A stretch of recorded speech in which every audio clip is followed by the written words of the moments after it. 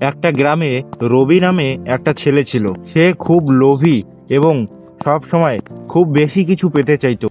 একদিন সে যখন বাড়ি যাচ্ছিল, সে একটি ব্যাগ খুঁজে পেল।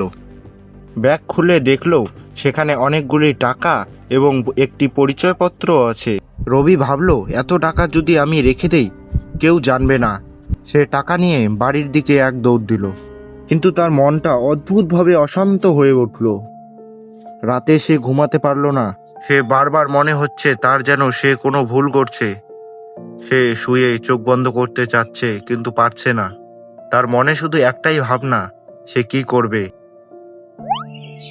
পরদিন সকালে তার মা উঠোন ঝাড় দিচ্ছে।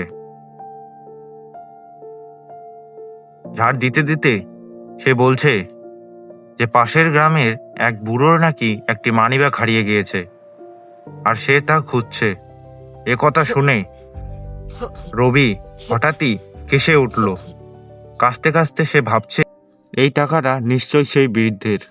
সে সেটা কথা বুঝতে পারে। সে পরবর্তীতে টাকাটা ফিরিয়ে দেওয়ার কথা জানায়। রবি তৎক্ষণাৎ বাড়ি থেকে বেরিয়ে তাদের বাড়ি পাশের রাস্তা দিয়ে সেই বৃদ্ধের বাড়ির দিকে রওনা হলো।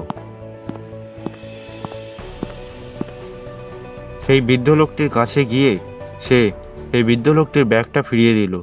বৃদ্ধ লোকটি খুশি হয়ে তাকে আশীর্বাদ দিল। সেদিন রবি বুঝল, লোভ করলে কখনো সুখ পাওয়া যায় না।